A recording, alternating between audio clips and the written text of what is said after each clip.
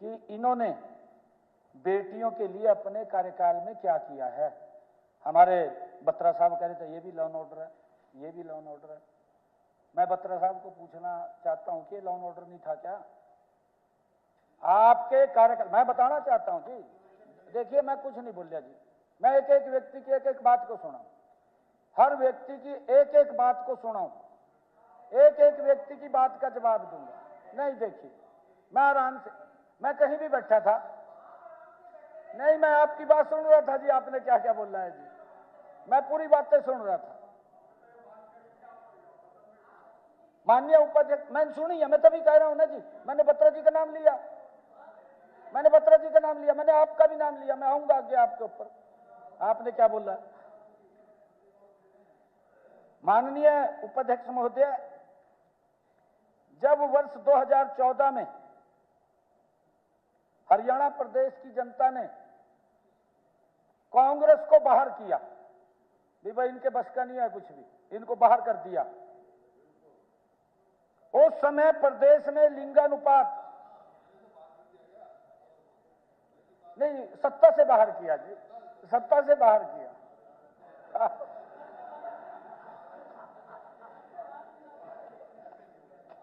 नहीं, सत्ता से बाहर किया, सत्ता से बाहर किया।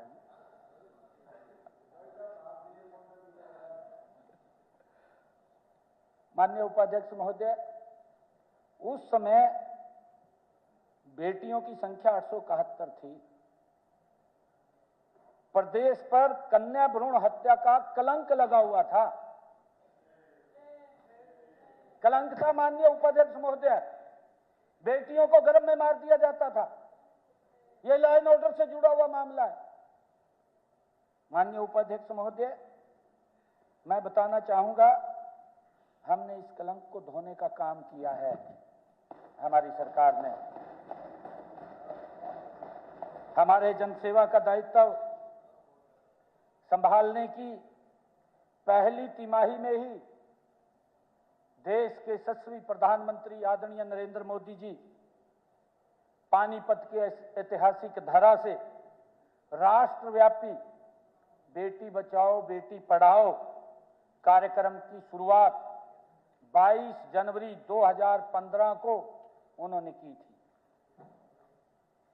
और इसके परिणाम स्वरूप प्रदेश में 2024 में जन्म के समय इस लिंगानुपात में जो सुधार कर दर आज 910 हो गई है। यह 871 थी, आज 910 हो गई है। बेटी बचाओ बेटी पढ़ाओ की तख्तियां लेकर के लहरा रहे थे, समझ में नहीं आ रहा। माननीय उपाध्यक्ष महोदय, चूंकि बेटी बचाओ बेटी पढ़ाओ की तख्तियां लेकर सदन और जनता को गुमराह करने का प्रयास किया गया, मुझे मैथिली शरण गुप्त जी की एक मूल मंत्र उनका याद आ रहा है। मैथिली शरण गुप्त जी ने कहा, हम क्या थे, हम क्या थे, क्या हो गए, क्या होंगे, आओ मिलकर विचारें ये समस्याएं सभी। मैथिली शरण गुप्त जी ने कहा है माननीय अध्यक्ष महोदय,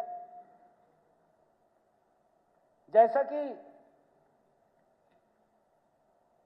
जवाब में बताया गया कि वर्ष 2004 में प्रदेश में, माननीय अध्यक्ष महोदय ये 2004 की बात कर रहा हूं मैं, वर्ष 2004 में प्रदेश में 386 बलात्कार की घटनाएं घटी।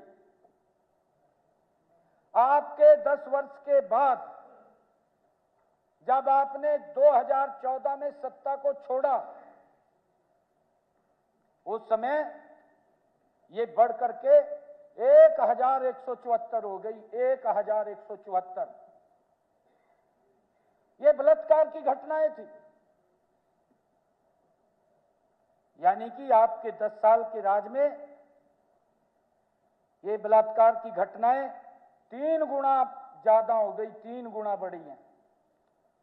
पर आपकी सरकार की संवेदनशीलता देखिए माननीय अध्यक्ष महोदय, आपने अपने पूरे 10 साल में सिर्फ एक महिला थाना खोला, वो भी खानपुर कला में एक खोला है। माननीय अध्यक्ष जी, मैं कई बार माननीय अध्यक्ष जी, मैं कई बार सोचता हूं कि हुड्डा साहब इतने बुरे व्यक्ति तो नहीं थे। मैं सोचता रहता हूं कई बार कि हुड्डा साहब इतने बुरे व्यक्ति नहीं थे कि उन्हें यह ख्याल नहीं आया, हुड्डा साहब को यह ख्याल नहीं आया कि मेरे राज में बलात्कार की 3 गुनी गति से बढ़ गई है। क्यों ख्याल नहीं आया? तो मैं कुछ करूं, ख्याल तो आना चाहिए, आंकड़े भी देखने चाहिए। माननीय अध्यक्ष जी, आंकड़े नहीं देखे गए, 3 गुना लगातार ऐसे बढ़ता गया, ऐसे बढ़ता गया। मुझे नहीं पता माननीय अध्यक्ष जी हुड्डा साहब के ऊपर क्या दबाव था उस समय, क्यों न्याय नहीं मिलता था, किस कारण से नहीं मिलता था, वो क्या कारण थे। अभी थोड़ी देर पहले हमारी बहन गीता बुक्कल अखबारों की कटिंग की बात कर रही थी। माननीय अध्यक्ष जी, कल रात जब मैं कटिंगें देख रहा था, रात के 11-12 बज रहे थे, मैं देख रहा था कि ये कटिंगें नहीं ग्रंथ हैं पूरे के पूरे। माननीय अध्यक्ष जी, मैं आपको दिखाना चाहता हूं इनके कार्यकाल का, ये जो महिलाओं के साथ रेप हुए हैं, ये कटिंग है उनकी। आप तो ये दिखा रहे थे, ये रेप की ओनली, ये बुक ग्रंथ छपे हैं। एक मिनट, आपने जो कहा है लॉ एंड ऑर्डर की, एक मिनट, मैं लॉ एंड ऑर्डर पे आ रहा हूं। अरे बहन जी, आपने कहा है, मैंने नहीं कहा, मैं आपकी बात का जवाब दे रहा हूं। माननीय अध्यक्ष जी, इनकी लॉ एंड ऑर्डर की व्यवस्था, इनके कार्यकाल की, ये कितना बड़ा ग्रंथ है। ये लॉ एंड ऑर्डर की इनकी गाथा गा रहा है ये ग्रंथ। अगर आप पढ़ेंगे आपके रोंगटे खड़े हो जाएंगे, किस प्रकार का लोगों के ऊपर अत्याचार होता था। आंख नहीं खुली इन लोगों की। ये लॉ एंड ऑर्डर के ऊपर आकर के स्थगन प्रस्ताव लेकर के आ रहे हैं। माननीय अध्यक्ष जी, मुझे पीड़ा होती है, हमें पीड़ा होती है इस प्रकार का अत्याचार। हम कंट्रोल कर रहे हैं, मैं बताऊंगा आपको सारा हमने क्या क्या किया, मैं बताऊंगा, मैं बताने वाला हूं, मैं बता रहा हूं। मैं अभी आपके ऊपर आ रहा हूं, मैं आपकी बात का जवाब दे रहा हूं। आफ्ताब जी, आपकी बात का जवाब दे रहा हूं। मैं ये भी बताऊंगा कि हमने क्या काम किए, और इस बात के ऊपर हमारे महिपाल डांडा जी ने पूरी विस्तार से बात रखी है। मैंने भी बताया कि आपके समय के अंदर इतनी घटनाएं थी, आज इतनी जब छोड़ करके गए इतनी हो गई, 3 गुना ज्यादा बढ़ी। मैंने सब पढ़ा है जी, मैंने सब पढ़ा है जी। माननीय हुड्डा साहब, पढ़ा है जी मैंने। माननीय अध्यक्ष जी, माननीय अध्यक्ष जी, इनको पढ़ करके मुझे ऐसा लगा जब रात में देख रहा था सारी कटिंग्स को, कि वाकई में आप पर बलात्कारियों को बचाने का कोई गहरा ही दबाव था। आपकी जुबान नहीं खुलती थी, आप उनके ऊपर कार्रवाई नहीं कर सकते थे, बेटियों को भुगतना पड़ता था, मां बाप दवाई खा करके मौत के घाट चले जाते थे, आंख नहीं खुलती थी। मैं आपको बताऊंगा, मैं बता रहा हूं अभी। अरे आफ्ताब जी, मैं बता रहा हूं, मैं बता रहा हूं अभी, मैं बता रहा हूं जी, मैं बता रहा हूं, मैं एक ही मैं बता मैं कर रहा हूं, मैं बता रहा हूं। माननीय अध्यक्ष जी, मैं बता रहा हूं सारा का सारा। अगर ये पूछना चाह रहे हैं, ये पूछना चाह रहे हैं, मैं बताना चाहता हूं।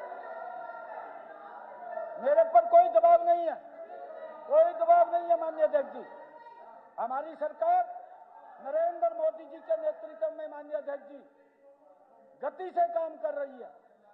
लॉ एंड ऑर्डर से कोई किसी प्रकार का समझौता नहीं है। जीरो टॉलरेंस के ऊपर हमारी सरकार काम कर रही है। अपनी पॉलिसी बताओ, हम भी अप्रिशिएट करेंगे, हम साथ देंगे। ये ऐसी बात कह रहे हो आप, नेशनल क्राइम रिकॉर्ड मेरे पास है और अपराध जो है 2014 में महिलाओं के खिलाफ 9,089 थे। आज 16 इसके रिपोर्ट के अनुसार 16,743 हो गए, डबल हो गए, 98% बढ़ गए। माननीय अध्यक्ष जी, कोई बात नहीं। तो ये कोई बात थोड़ा है। चलो, नहीं मैं भाग नहीं रहा हूं जी, मैं आपका जवाब दे रहा हूं। आप ऐसे नहीं है, देखा ऐसे नहीं कर सकते आप। मैंने आपकी बात को सुना है।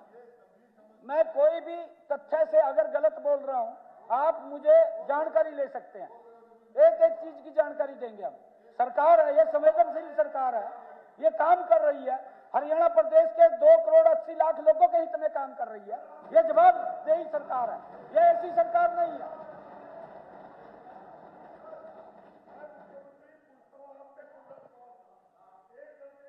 दोनों तोड़ दी, कार्रवाई नहीं हुई। मेरे ऊपर हमला करने वालों की कार्रवाई नहीं हुई। किसका दबाव है? किसका दबाव था? आप बताओ ना, किसका दबाव है? माननीय अध्यक्ष जी, माननीय ये यूं मत सोचो कि भाई आपकी जिम्मेवारी है, हमारे लोगों की, हमारी भी बराबर की जिम्मेवारी है। ये समझ के आप ये कहो कि भाई हम ये कदम उठा रहे हैं, हम ये कदम उठा रहे हैं, हमारी खुशी होती। अब ऐसी आप बात करते हो, ये मेरे पास, मेरे रिकॉर्ड को तो मान नहीं रहे। जो एनसीआरबी का रिकॉर्ड है, अपना रिकॉर्ड बताए जा रहे हो आप, अपने ये उनका अनट्रू रिकॉर्ड। माननीय अध्यक्ष जी, एक जब हमारे विपक्षी, ठीक है, एक मिनट, ठीक है, आपने बात, एक मिनट सीएम साहब, ठीक है, आपने अपनी बात रख ली। नहीं देखिए, मैं माननीय अध्यक्ष जी, नहीं माननीय अध्यक्ष जी, नहीं, आपने ये जो है सोशल प्रोसेसिंग रिपोर्ट इंडेक्स देखा आपने? क्या है? पूरे देश में हरियाणा नंबर 1 है सुरक्षा में।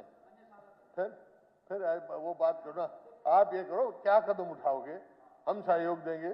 हम आपकी कोई ठेकेदार नहीं है इसका, ना मैं ठेकेदार हूं, ना आप, सब ठेकेदार हैं इसके जो चुन के आए हैं, लोगों की राय से चुन के आए, हम ऐसे नहीं आए हुए।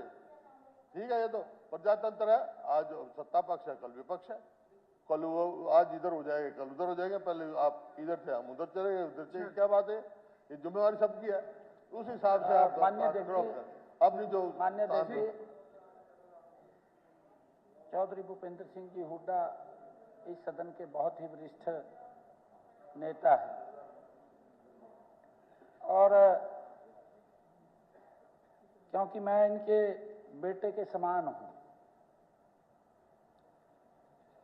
बेटा सांसद है और हम तो बहुत सम्मान करते हैं हुड्डा साहब आपका, परंतु मैं आपको बताना चाहता हूं, जो आपके विधायकों ने बात किया, मैं उसका जवाब दे रहा हूं, मैं अपनी तरफ से नहीं कह रहा हूं। नहीं देखिए ना, मैं एक एक की बात सुन रहा था, मेरे को पीड़ा हो रही थी। चलो जवाब तो देंगे सीएम साहब, मेरे को बहुत पीड़ा हो रही थी। ऐसे नहीं, अगर वो झूठ बोला जा रहा है, जो बोला उसका जवाब दे रहे हैं तो देने दो, उनको देना चाहिए, उनको कोई बात नहीं, उनको जवाब देने दो।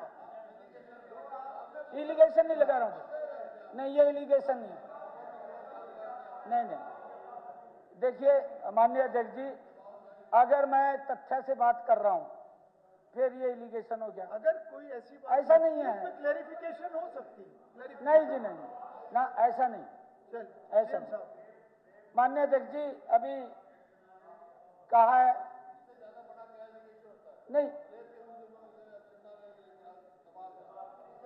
नहीं यही तो बात हम कह रहे हैं हुड्डा साहब, हम यही बात कह रहे हैं भी रेप के केस के ऊपर कार्रवाई नहीं होती थी, क्यों कार्रवाई नहीं होती थी? मैं यही तो बात कह रहा हूं। और मैं क्या कह रहा हूं? अरे मैं यही बात कह रहा हूं।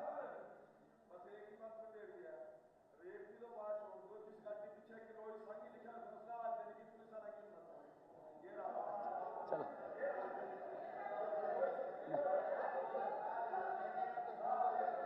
ये ठीक है, ये इसमें से निकाल देना, कोई विषय नहीं। हाँ। नहीं नहीं, हमने कार्रवाई से निकलवा कार्रवाई से निकलवा दिया, कार्रवाई से निकलवा दिया जी। नहीं, कार्रवाई से हमने उसको एक्सपंज कार्रवाई से निकलवा दिया। करे कोई माननीय अध्यक्ष जी, सीएम साहब बोल रहे हैं, आप सुनिए। माननीय अध्यक्ष जी, क्योंकि इन्होंने जो बात की है मैं उसका जवाब दे रहा हूं। माननीय अध्यक्ष जी, जो अभी बात इन्होंने कही थी और इन्होंने ये कहा था भी, आपने कहा कि एफआईआर नहीं दर्ज होती थी, मैं उसके बारे में बताना चाहता हूं। ये 24 साल की ही बात है, मेरी बात नहीं है। आपने 2 रोज पहले खड़ा होकर के उसी दिन ही कहा था, मैंने टोका भी था, मैं कहा आप समझ लो। फिर मैंने एक पर्चा भी दिखाया था हमारे महिपाल डांडा जी ने आपको। 10 अप्रैल 2008। नहीं नहीं, अखबार की, आप भी तो अखबार की कटिंग दिखा रहे जी, मैं तो ग्रंथ लेकर आया जी। ये देखियो जी, ये देखो, ये ग्रंथ है पूरा का पूरा। ये बता मैं क्या करूं, ये पूरे ग्रंथ हैं जी।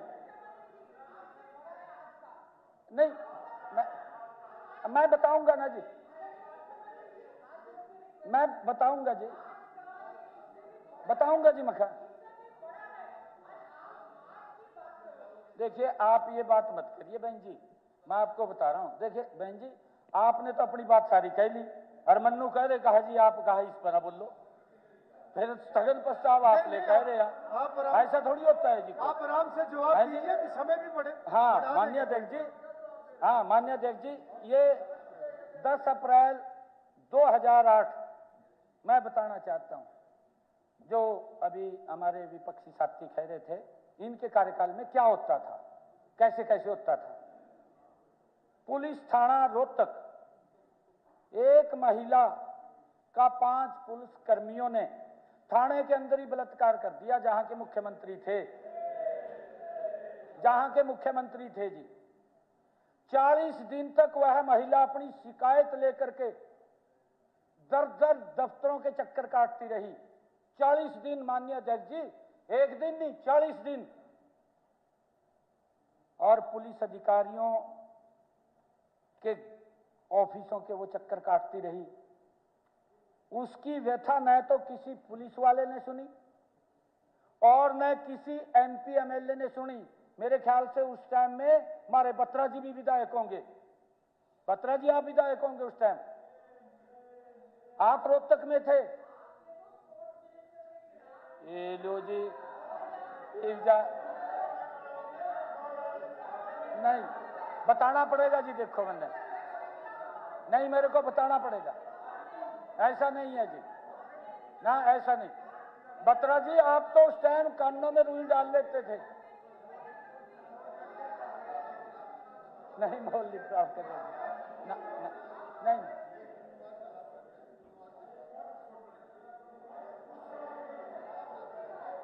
चलिए। ये माननीय अध्यक्ष जी,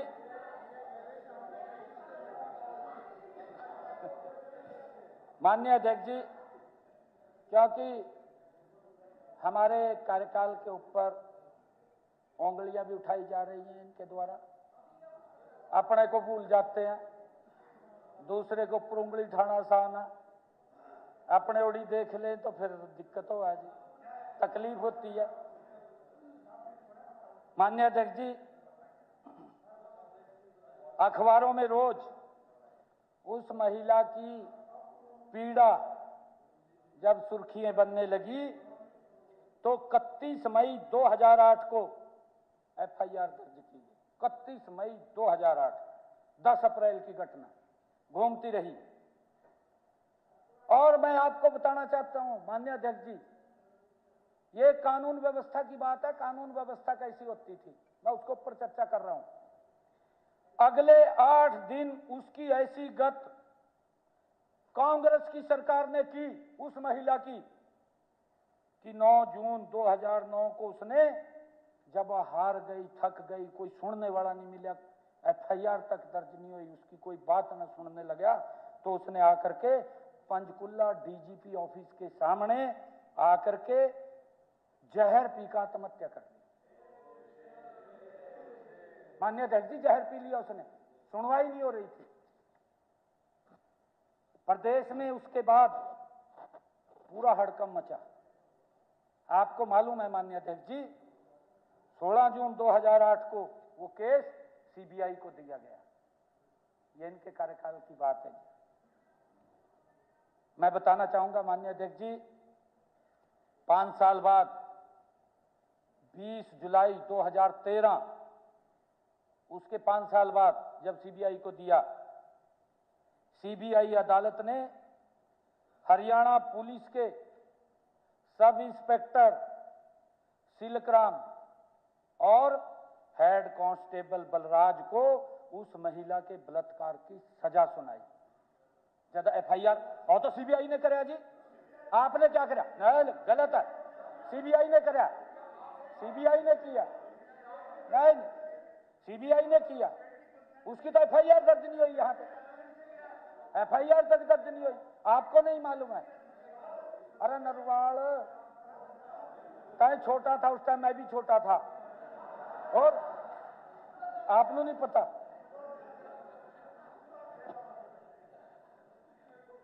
आपने मेरा नहीं था उस टाइम। ये तो जिप भी बालू था, जिप भी बालू था, छोटा भी बालू था। माननीय अध्यक्ष जी, आपको बलात्कार के हमारे कार्यकाल के मैं एक केस का जिक्र करना चाहूंगा, हमारे कार्यकाल का। हाँ, मैं बता रहा हूं, यमुनानगर का केस है। इस घटना में एक नाबालिग लड़की की 20 सितंबर 2024 को बलात्कार के बाद हत्या कर दी गई। देखिए किसके दिमाग के अंदर क्या भरा हुआ है पता नहीं लगता। छोटी बच्ची थी, बलात्कार करके हत्या कर दी। हमारी पुलिस ने माननीय अध्यक्ष जी तत्परता से काम किया, 24 घंटे में आरोपी को गिरफ्तार कर लिया। 24 घंटे में।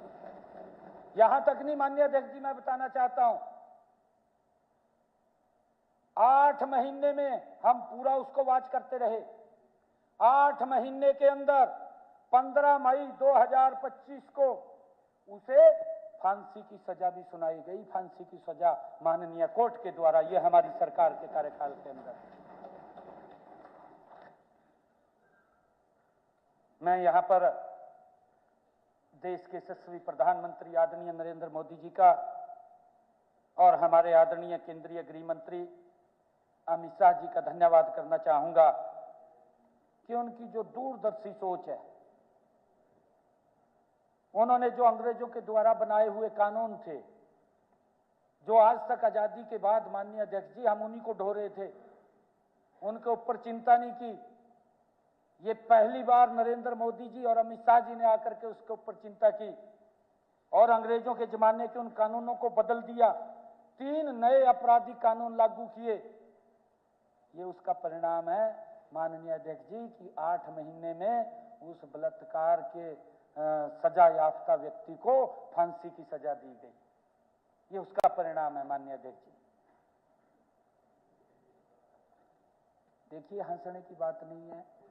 नहीं, आप तो तब भी हंसते थे बत्रा जी, ये पीड़ा की बात है। नहीं, माननीय अध्यक्ष जी, ये पीड़ा की बात है। ये पहले भी हंसते थे, आज भी हंस रहे हैं।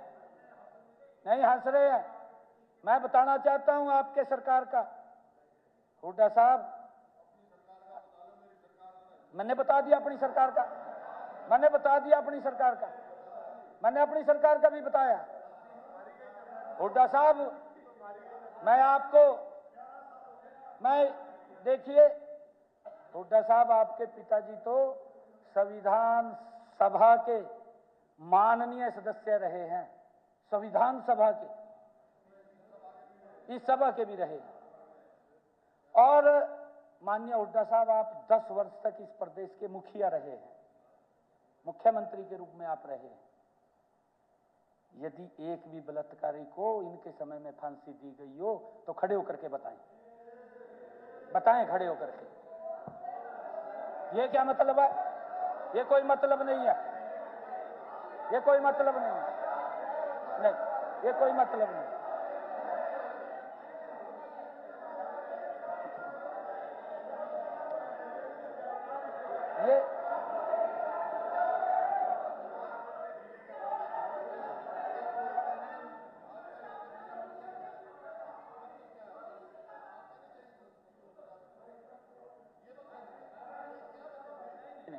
हुड्डा साहब, नहीं हुड्डा साहब, मैं ये कह रहा हूं कि कोई पैरवाई होती है, कोई कुछ होता है। हमने पैरवाई की माइक चालू करो। 8 महीने के अंदर, सदन की कुछ तो गरिमा रखो। हमने पैरवाई की। आप तो एडवोकेट हैं साहब, आप भी एडवोकेट हैं।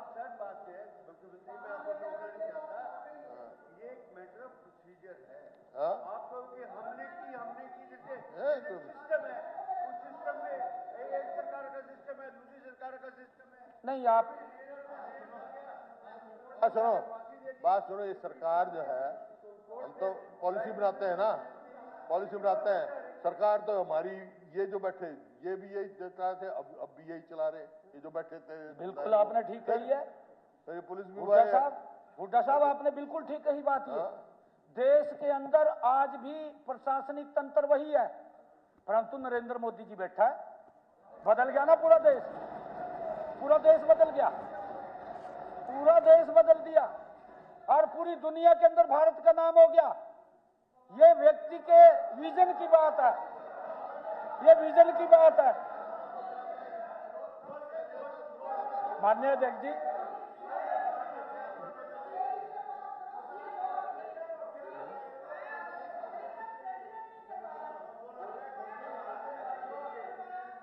माननीय अध्यक्ष जी, पॉलिसी यहाँ मत करो। माननीय अध्यक्ष जी, मैं और बताना चाहता हूं, मैं ऐसे अनेक केस, माननीय अध्यक्ष जी, ऐसे अनेक केसों में आरोपियों को, माननीय अध्यक्ष जी, ऐसे अनेक केसों में आरोपियों को 7-8 महीने में ही 20-20 साल के आजीवन कारावास भी दिलवाने का काम ये हमने किया है। फांसी की सजा भी, आजीवन कारावास भी दिलवाने का काम हमने किया है।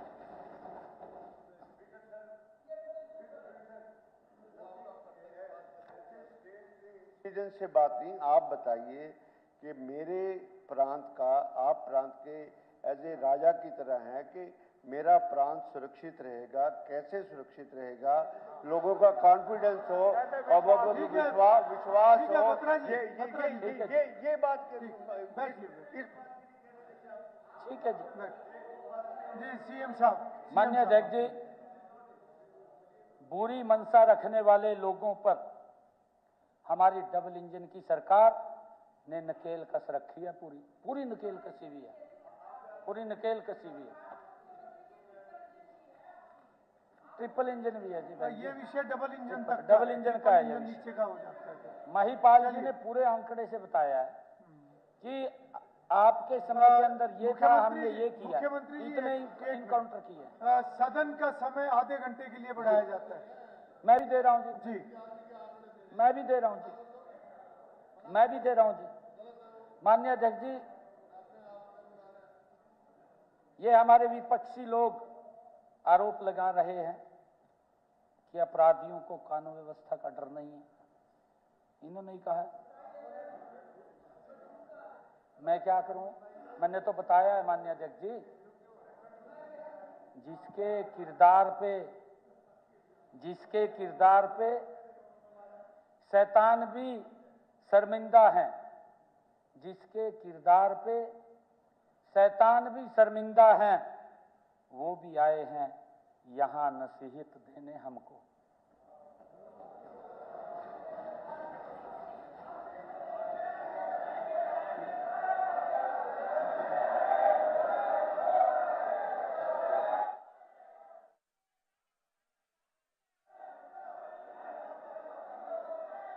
माननीय अध्यक्ष जी, माननीय अध्यक्ष जी,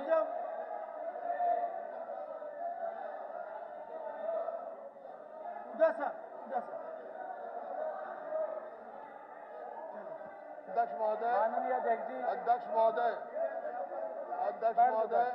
मैं 4 बार तो सांसद रहा हूँ, 10 बार विधायक रहा हूँ, ऐसा कभी मैंने देखा नहीं। ये कोई जवाब दे रहे हैं? बैठ जाओ ना जी, कोई बात नहीं, जवाब दे रहे हैं, वो जवाब दे रहे हैं।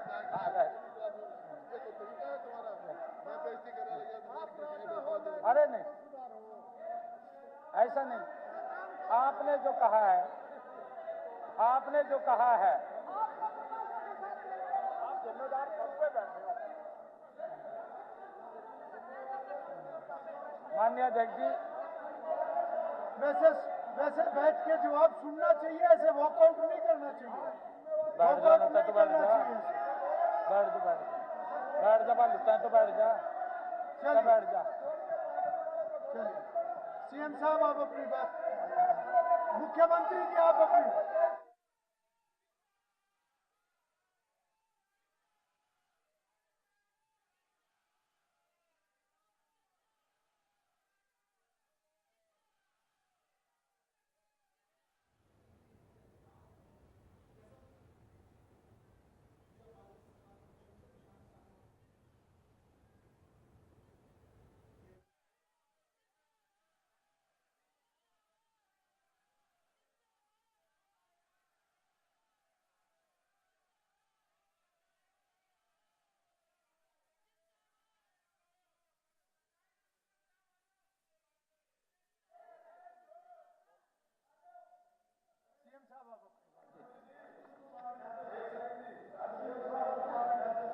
दे दीजिए सीएम साहब का जवाब होने दो।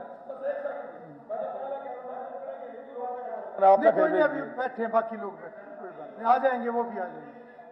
माननीय अध्यक्ष जी, माननीय अध्यक्ष जी, तो फाइल पे अप्रूव करना पड़ता है, अभी हो नहीं पाएगा। नहीं माननीय अध्यक्ष जी, हमारे विपक्ष के साथी बैठे नु लाओ कर दो, यहाँ बैठ जाएंगे, सामने नहीं रहेगा। नहीं नहीं नहीं अलाउ कर दो इनको। कोई नहीं, आप वहां भी दिख रहे हो बैठे हुए। माननीय अध्यक्ष जी, न तथ्य सुन सकते हैं, न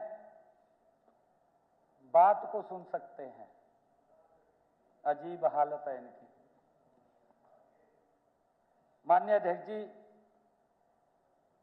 ये भूल गए कि मई 2011 में रोहतक जिले के कलानौर अनाज मंडी में, क्योंकि आज माननीय अध्यक्ष जी विपक्ष तो रहा नहीं, खाली होगी कुर्सियां सारी।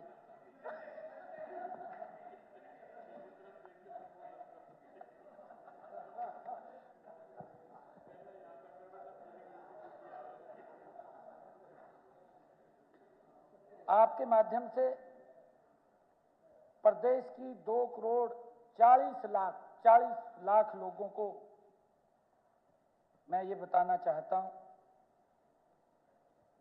कि ये भूल गए कि मई 2011 में रोहतक जिले के कलानौर में गोलीबारी हुई, एक व्यक्ति की मौत होगी इनके कार्यकाल में, और कई लोग घायल हुए। माननीय अध्यक्ष जी, इस मामले में इनेलो के पूर्व विधायक बलबीर सिंह उर्फ बाली पहलवान पर हत्या का आरोप लगा।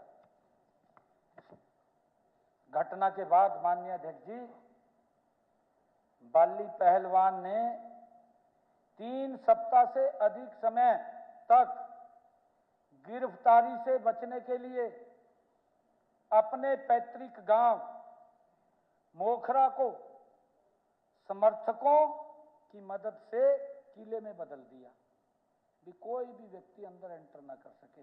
और ये जो बाज गए आज उठकर यहाँ पे, इनके हाथ में बागडोर थी माननीय अध्यक्ष जी प्रदेश की, किले में बदल दिया। लोगों ने गांव को घेर लिया भी अंदर पुलिस का व्यक्ति ना बढ़ सके कोई भी इसको गिरफ्तार करने के लिए। ये पूरे प्रदेश ने इस घटनाक्रम को देखा है। माननीय अध्यक्ष जी, ये यहां बैठते अच्छा होता, सुन नहीं सकते।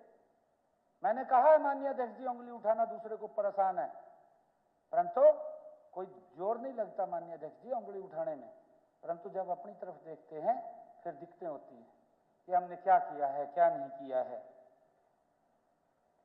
माननीय अध्यक्ष जी, जिस कारण से वहां पुलिस टकराव से बचने के लिए भीतर नहीं जा पाई, गांव के अंदर नहीं घुस पाई,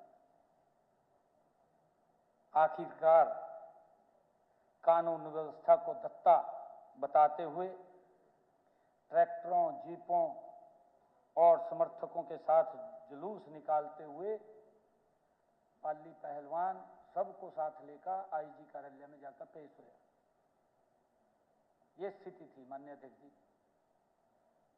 2013 में पंजाब एवं हरियाणा हाईकोर्ट ने आरोपी को मिली जमानत को सुप्रीम कोर्ट ने रद्द कर दिया। माननीय हाईकोर्ट से जमानत मिली, सुप्रीम कोर्ट ने उसकी जमानत को रद्द कर दिया और सीबीआई को वो जांच सौंप दी गई। माननीय अध्यक्ष जी, सुप्रीम कोर्ट ने इस दौरान बाली पहलवान को 2 डॉक्टरों पर, उनके साथ 2 डॉक्टर थे, गंभीर आरोप भी लगाए और बाली पहलवान की जमानत को कैंसिल कर दिया। यह आलम था कांग्रेस के समय में अपराधियों की हिम्मत का और पुलिस की कमजोरी का कारण। माननीय अध्यक्ष जी, हमें समझना चाहिए और ये बोलते हैं। माननीय अध्यक्ष जी, मैं एक और घटना का जिक्र करना चाहूंगा। मैं सिर्फ एक और मामला आपके संज्ञान में लाना चाहता हूं इनके कार्यकाल का। अपना घर रोहतक, कौन नहीं उसको जानता। अपने घर के जो कांड हुआ है, यह बात 2012 की है, जब इनकी सरकार थी। हुड्डा साहब के शहर में उन्हीं के नाक के नीचे, माननीय अध्यक्ष जी, यह कांड हुआ। पता नहीं कब से चल रहा था, ये नहीं पता कब से चल रहा था। इनकी, हम तो ये कहते हैं कि इनकी देख रेख में, संरक्षण में वो पल रहा था, उसका पता नहीं लगा। उस अपना घर में रहने वाली छोटी छोटी बच्चियों पर वहां की मैनेजर पुलिस कर्मियों को बुलाकर जाने क्या क्या जुल्म ढाती थी। माननीय अध्यक्ष जी, वो बच्चियां पता नहीं कैसे हिम्मत जुटा करके, दीवार फांद करके, कुछ बच्चियां दिल्ली पहुंच गई और दिल्ली जा करके नेशनल चाइल्ड राइट कमीशन वहां पर पेश हुई और उन्होंने जो उनके ऊपर अत्याचार होते थे उसके बारे में माननीय अध्यक्ष जी उनको बताया और कमीशन ने संज्ञान लेते हुए एक टीम रोहतक में भेजी 8 मई 2012 को। माननीय अध्यक्ष जी, अपना घर जो अनाथालय था उसके ऊपर छापा मारा गया। लगभग 120 बच्चियों को बचाया, 120 बच्चियों को। सभी बच्चियों ने मैनेजर और पुलिस के खिलाफ बयान दिए। माननीय अध्यक्ष जी, उनके सामने 8 जून 2012 को अनाथालय को सील किया गया। 1 सप्ताह बाद यह मामला सीबीआई को वो भी सौंप दिया। यहाँ की पुलिस नहीं माननीय अध्यक्ष जी काम करती थी, सीबीआई काम करती थी। ये कह रहेगा सीबीआई ने तो कर दिया। भाई सीबीआई तो करेगी जब कोई दूसरी थर्ड कोई एजेंसी उसकी सिफारिश कर रही है तो वो तो जांच करेगी और जांच करके फिर उसके ऊपर कार्रवाई भी करेगी। ये तो अपने आप में कह करके चले गए भी उसने, सीबीआई ने कार्रवाई कर दी। करेगी सीबीआई, सीबीआई के ठंडे बैठ जाएगी माननीय अध्यक्ष जी? नहीं बैठेगी, वो कार्रवाई करेगी, उसकी ड्यूटी है, एजेंसी है वो, इसीलिए काम करती है वो। परंतु इन्होंने तो आपके सामने है, आप रिकॉर्ड निकलवा करके देख लो इनका। इन्होंने क्या बोला कि न्याय तो हुआ। भाई खरे समय में तो न्याय नहीं हुआ, ना न्याय मिला। सीबीआई को केस सौंपा गया, सीबीआई ने कार्रवाई करी, तब जाकर के न्याय मिला। ऐसे न्याय नहीं मिला। माननीय अध्यक्ष जी, जिसमें अपने घर की मुख्य संचालिका जसवंती देवी, उसके दामाद जय भगवान को आजीवन कारावास और जुर्माने की सजा सुनाई गई। माननीय अध्यक्ष महोदय, हमारी बहन गीता बुक्कल जी ने अपने वक्तव्य में कहा, यहां तो नहीं है अभी, चले गए वॉकआउट कर, परंतु पूरा प्रदेश सुन रहा है आज इस बात को। इन्होंने अपने वक्तव्य में कहा कि रोहतक में इतने, यमुनानगर में उतने हत्याएं हुए हैं। एक एक डिस्ट्रिक्ट का पढ़ा है इन्होंने, आपने सुना, एक एक डिस्ट्रिक्ट का बताया कि इस डिस्ट्रिक्ट में इतनी होगी, इस डिस्ट्रिक्ट में इतनी हुई हत्याएं। मैंने माननीय अध्यक्ष जी उनके समक्ष भी कहा था कि हमारे मंत्री महिपाल डांडा जी ने बहुत ही डीपली बताया है। 2014 में पूरे प्रदेश में 1106 हत्याएं जब ये छोड़ करके गए थे, 1106 हत्याएं वो हुई थी इनके समय में, जब मैंने 2004 का और 2014 का बताया था। उसके अंदर 1106 हत्याएं थी जब ये छोड़ करके गए थे। माननीय अध्यक्ष जी, 2024 हमारी 10 साल की सरकार, हम ये नहीं कहते कोई पारिवारिक भी कोई ना कोई घटना हो सकती है, आपस में दो दोस्त बैठे हैं वहां घटना हो सकती है, लड़ाई हो जाती है, पड़ोसी की लड़ाई हो जाती है। हमारे समय के अंदर माननीय अध्यक्ष जी ये संख्या कम हुई है, ये 965 रह गई है, 965। ये हमारी कानून व्यवस्था के ऊपर उंगली उठा रहे हैं। मैं इनको बताना चाह रहा था, ये चले गए, कि ये सुधार हमने किया है, यानी कि 12% की कमी आई है। माननीय अध्यक्ष जी, हमारी पुलिस तत्परता से काम कर रही है। अगर किसी व्यक्ति को कोई दिक्कत आती है तुरंत FIR दर्ज करते हैं, उसकी बात को सुनते हैं। और मुझे गीता जी का यह जवाब देने की जरूरत भी नहीं थी। उन 1106 में से रोहतक में कितनी और यमुनानगर में कितनी हत्याएं हुई, उन्होंने कहा कि रोज 3 हत्याएं होती हैं। ये गीता जी ने कहा कि हर रोज प्रदेश के अंदर 3 हत्याएं हो रही हैं। यह आंकड़ा जो हमने दिया है माननीय अध्यक्ष जी 965, ये 2.7 है हमारा। और इनके कार्यकाल के अंदर तो अगर हम इस आंकड़े को देखें तो इनके समय में तो हर रोज 4 हत्याएं हो रही थी। इनके समय में कहां सुधार था माननीय अध्यक्ष जी? 4 हत्याएं हर रोज हो रही थी इनके समय के अंदर। ये कह रहे हमारी कानून व्यवस्था ठीक थी, हमने नंबर 1 ये प्रदेश बना रखा था। माननीय अध्यक्ष जी, इन्होंने नंबर 1 बना रखा था, क्राइम में बना रखा था नंबर 1, और कहीं नहीं था। लोग पीड़ित थे, लोग तंग थे, और यही इनकी हालात है, तभी ये लगातार नॉन स्टॉप बाहर किए हुए हैं। माननीय अध्यक्ष जी, मैं तो सिर्फ एक छोटी सी बात बता करके प्रदेश की कानून व्यवस्था में इनके काल के मुकाबले हुए जबरदस्त सुधार के बारे में कहना चाहूंगा। माननीय अध्यक्ष जी, यह बात 13 जून 2008 की है, जब 9 जून 2008 को रोहतक थाने में पुलिस कर्मियों के हाथों बलात्कार पीड़ित ने दुखी होकर के DSP दफ्तर के बाहर जहर पी करके आत्महत्या कर ली। ये रोहतक की बात है, ये उस टाइम वहां देख रहे थे, और ये बात किसी और ने नहीं छापी। ये दैनिक ट्रिब्यून ने अपने एक लेख के अंदर छापी है। माननीय अध्यक्ष जी, मैं आपको दिखाना चाहूंगा, ये देखिए, ये दैनिक ट्रिब्यून है 13/6/2008 का माननीय अध्यक्ष जी, और ऊपर लिखा है कि लंबी है हरियाणा पुलिस के कारनामों की फेहरिस्त। ये हेडिंग दिया है माननीय अध्यक्ष जी, और उसने क्या लिखा है इसके अंदर, जो पत्रकार था उस समय में, मैं बताना चाहता हूं कि इनकी कानून व्यवस्था की जो ये बात कर रहे हैं, इन्होंने जो लिखा है कि इसमें 1996 से लेकर के 2008 तक अनेक वरिष्ठ पुलिस अधिकारियों के बलात्कार, रिश्वत, हत्या जैसे कारनामों को सूचीबद्ध किया गया है। उसने ना लिखा है इसके अंदर। यह कटिंग जो मैंने आपको दिखाई है, इसका पहला पैरा मैं आपको पढ़ करके सुनाना चाहता हूं, जो उसने इसके ऊपर लिखा है, स्टेट पेज के ऊपर लिखा है।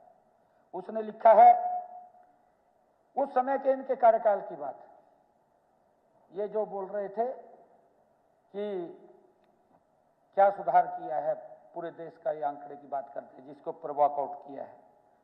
हरियाणा पुलिस कर्मचारियों के दुष्कर्म की शिकार महिला द्वारा पुलिस मुख्यालय में आत्महत्या करने की घटना को लेकर रोहतक पुलिस आजकल अखबारों, टीवी चैनलों की सुर्खियां बनी हुई हैं।